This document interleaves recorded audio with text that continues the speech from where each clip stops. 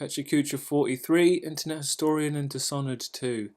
I'm going to be talking a lot this week about stuff I don't know an awful lot about, but that's kind of the point. The internet it's like it realized my course was over and it just started shoving a lot of stuff at me that's a little bit too real for my personal tastes. It started with a JRE, a Joe Rogan experience.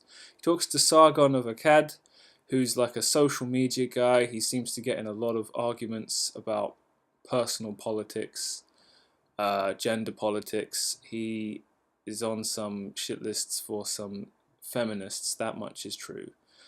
He spoke in his podcast about a guy called Kraut and T, a German guy who kind of does the same thing.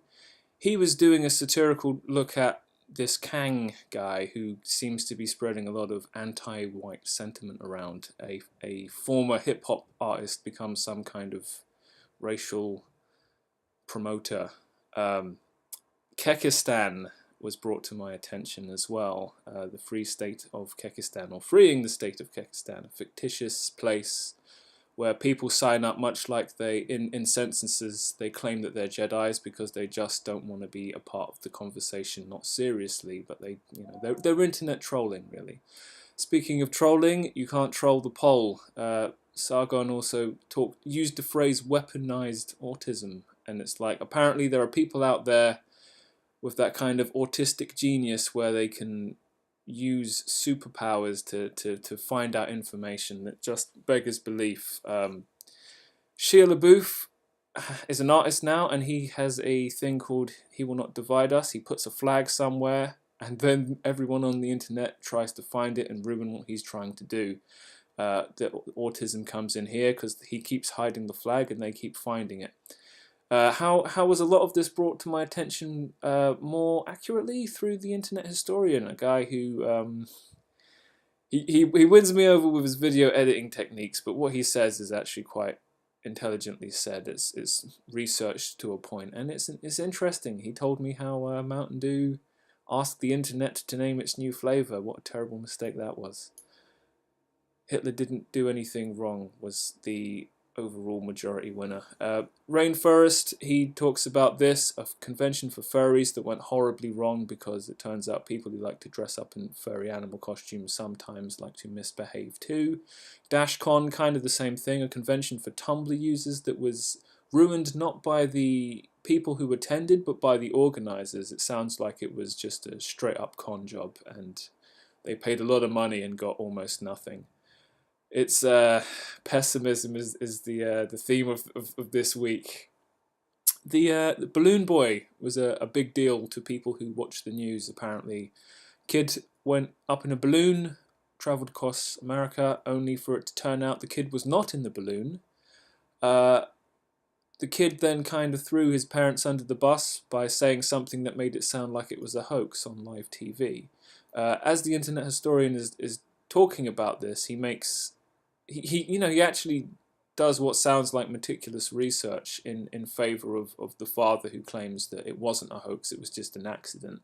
And to me it seems legit.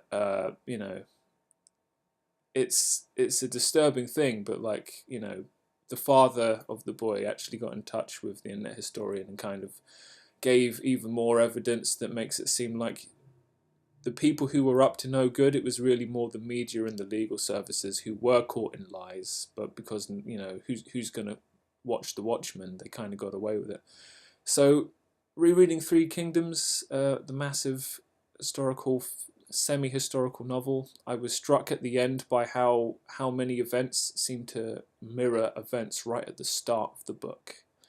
Like 1,000 pages later, that kind of history repeating itself is very fascinating as it's done in the book, but when Dishonored 2 does it, it seems lazy and contrived. The second game is effectively the first game 15 years later. Corvo, bodyguard to the Empress, watches the Empress get assassinated in the first game, then avenges her death. In the second game, you can play as either the new Empress or him, and it's just the same story again, but it just feels half-assed, and I wonder, is it because I know some guy sat down and wrote a script and effectively just used the old script, whereas, you know, Romance of the Three Kingdoms, you know, is somewhat based on historical fact.